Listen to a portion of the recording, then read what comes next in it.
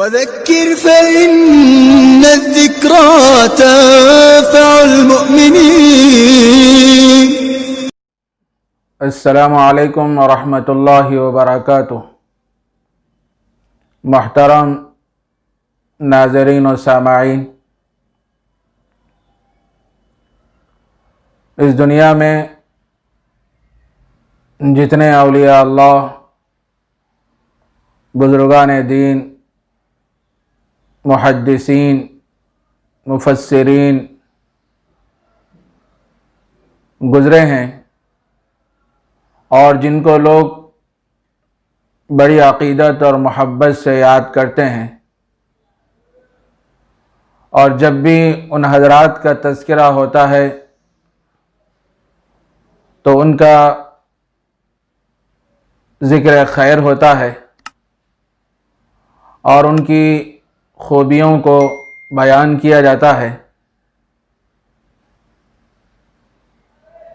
وہ حضرات اس دنیا سے رخصت ہو کے کئی صدیاں گزر گئے،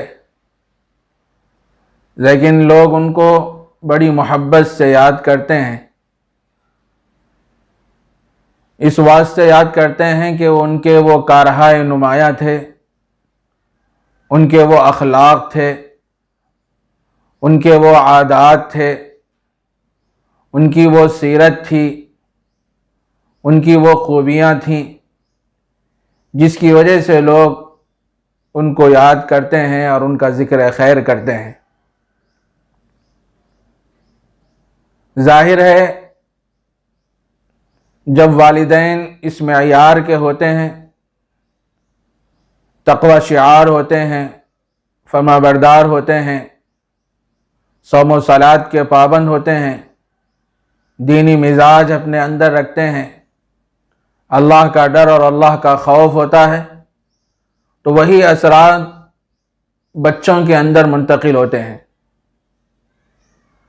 آج ہم جن بڑے بڑے علماء کرام کا نام عقیدت سے، محبت سے لیتے ہیں، ان کے پیچھے ان کے والدین کا اور ان کی تربیت کا بڑا اثر ہے اور ان کی تربیت کا بڑا دخل ہے.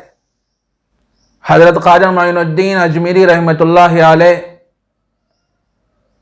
ایک بڑے پائے کے بزرگ گزرے ہیں، اولیاء کاملین میں سے تھے. ایک مرتبہ یہ بغداد کا سفر کیے تو 70 لاکھ لوگوں نے آپ کے ہاتھ پر بیعت توبہ کی اور 7 لاکھ غیر مسلموں نے آپ کے ہاتھ پر اسلام قبول کیا. حضرت خواجہ معین الدین اجمیری رحمۃ اللہ علیہ بڑے خوش نظر آ رہے تھے، چہرہ کھل اٹھا تھا اور چہرے پر بشاشت موجود تھی. اپنے گھر تشریف لائے تو والدہ محترمہ نے فرمایا کہ بیٹا کیا بات ہے، آج تو تیرا چہرہ کھل اٹھا ہے، بڑا خوش نظر آ رہا ہے. حضرت خواجہ معین الدین اجمیری رحمۃ اللہ علیہ نے فرمایا کہ امی جان، اصل میں بات یہ ہے کہ میں نے بغداد کا سفر کیا تو وہاں کے 70 لاکھ لوگوں نے میرے ہاتھ پر توبہ کی اور 7 لاکھ غیر مسلموں نے میرے ہاتھ پر اسلام قبول کیا. اس کی وجہ سے میرا چہرہ کھل اٹھا ہے اور کافی خوش نظر آ رہا ہوں. اس موقع پر والدہ محترمہ نے فرمایا بیٹا یہ تیرا کمال نہیں ہے، یہ تو میرا کمال ہے. حضرت خواجہ معین الدین اجمیری رحمۃ اللہ علیہ اپنی والدہ محترمہ سے فرماتے ہیں امی جان، یہ بات تو واضح ہے کہ جو کچھ میں اس معیار پہ پہنچا ہوں اور اللہ تبارک و تعالیٰ نے یہ مقبولیت مجھے عطا فرمائی ہے، یہ آپ کی تربیت کا اثر ہے. ذرا آپ اس کی وضاحت فرما دیں کہ آخر یہ اتنا اونچا مقام اللہ نے مجھے کیسے نصیب فرمایا. تو حضرت خواجہ معین الدین اجمیری رحمۃ اللہ علیہ کی والدہ محترمہ فرماتی ہیں بیٹا جب تو پیدا ہوا تھا تو میں نے یہ نیت کر لی تھی کہ جب بھی میں تجھے دودھ پلاؤں گی تو وضو کر کے دودھ پلاؤں گی، بغیر وضو کے دودھ نہیں پلاؤں گی۔ جب بھی تجھے بھوک کا تقاضا ہوتا اور میں جب کبھی تجھے دودھ پلاتی تو وضو کر کے دودھ پلاتی۔ یہ اسی کا اثر ہے کہ آج تیرے ہاتھ پر اتنے لوگ بیعت توبہ کیے اور اتنے لوگ اسلام کی دولت سے مشرف ہوئے۔ یہ تیرا کمال نہیں ہے، یہ تو میرا کمال ہے۔ میرے عزیز دوستو، بزرگوں، ماں اس انداز کی ہوتی ہے، دینی مزاج کی ہوتی ہے، اور تربیت کا یہ انداز ہوتا ہے تو وہی اثرات بچوں کے اندر منتقل ہوتے ہیں۔ اور یہ بچے زمانہ حمل ہی میں اپنی والدہ کو دیکھتے ہیں کہ میری ماں کے اعمال کیا ہیں، میری ماں کے اخلاق کیا ہیں، اور وہ اس کے اندر کیسا مزاج ہے۔ بچے اپنی ماں کے پیٹ میں ہی رہ کر اپنی ماں کو دیکھتے ہیں۔ خاص کر حضرت مولانا مفتی مظفر حسین صاحب رحمت اللہ علیہ، سابق ناظم مظاہر علوم سہارنپور، نے ایک بڑا عجیب و غریب واقعہ لکھا ہے کہ ایک صاحب کے ہاں بچہ پیدا ہوا، کچھ چلنے پھرنے کے قابل ہوا، تو ایک دن والد محترم اپنے چھوٹے سے بچے کو لے کر بازار کی طرف چلتے ہیں۔ وہ بچہ بازار میں ایک جگہ بیر کو دیکھتا ہے تو اپنے والد کا ہاتھ چھڑا کے سیدھا اس بیر کے پاس جاتا ہے اور ایک بیر لے کے اپنے منہ میں ڈال لیتا ہے۔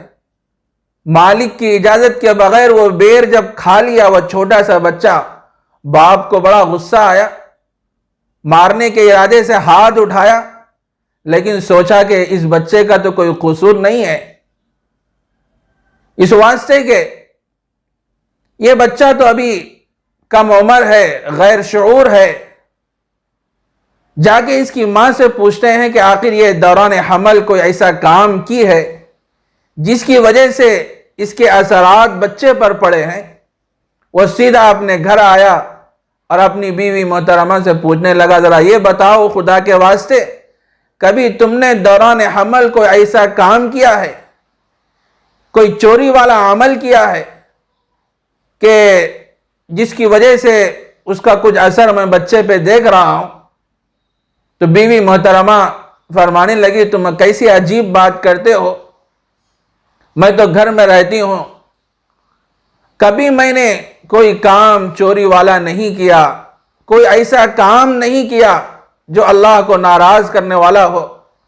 ہاں البتہ ایک بات ہے کہ جب میں حمل سے تھی، بازو والوں کے گھر میں ایک بیر کا درخت تھا اور اس بیر کی شاخیں میرے گھر میں آ رہی تھیں اور ان شاخوں پر بیر لگے ہوئے تھے، تو دوران حمل مجھے بیر کھانے کی خواہش ہوئی تو میں نے ان شاخوں میں لگے ہوئے بیروں کو توڑ کے ان کے اجازت کے بغیر وہ بیر میں کھا لی۔ اتنا سننا تھا، شوہر محترم فرمانے لگے، یہ اسی کا اثر ہے کہ آج میں بچے کو بازار لے کے جا رہا تھا تو بچہ راستے میں بازار میں بیر دیکھا اور مالک کی اجازت کے بغیر وہ بیر لے کے اپنے منہ میں ڈالیا اور اس کو کھا لیا۔ میرے دوستو، اندازہ لگائی اس واقعے سے ماں جس انداز کی ہوتی ہے تو وہی اثرات بچوں کے اندر منتقل ہوتے ہیں۔ ہم اپنے بچوں کو نیکوکار بنانا چاہتے ہیں، متقی بنانا چاہتے ہیں، اللہ والا بنانا چاہتے ہیں اور دینی مزاج اپنے بچوں کے اندر پیدا کرنا چاہتے ہیں، تو سب سے پہلے ہم اپنے آپ کو بدلنا ہوگا، اپنے اندر اعمال صالحہ، للہیت، اللہ کا ڈر، اللہ کا خوف اپنے اندر پیدا کرنا ہوگا۔ ظاہر ہے والدین جس انداز کے ہوں گے، جس معیار کے ہوں گے، وہی اثرات بچوں کے اندر منتقل ہوں گے۔ اسی لیے فرمایا گیا ہے ماں کی گود بچے کا پہلا مدرسہ ہے۔ جس انداز سے ماں بچے کی تربیت کر سکتی ہے وہ تربیت باپ نہیں کر سکتا، اس واسطے کہ بچے ماں سے بڑے بے تکلف ہوتے ہیں اور اپنی دلی بات اور جو کچھ وہ اظہار کرنا ہوتا ہے اپنے ماں کے سامنے کرتے ہیں، اور وہ بے تکلفی باپ کے سامنے نہیں ہوتی۔ اس واسطے یہ ماں کی بہت بڑی ذمہ داری ہے کہ وہ بچوں کے ساتھ اچھے اخلاق سے پیش آئیں، دینی مزاج اپنے اندر پیدا کریں، قرآن شریف کی تلاوت کا اہتمام کریں، ذکر و اذکار کا اہتمام کریں گے تو وہی اثرات بچوں کے اندر منتقل ہوں گے۔ اللہ تعالی ہم سب کو عمل کی توفیق عطا فرمائے۔ وآخر دعوانا ان الحمد للہ رب العالمین۔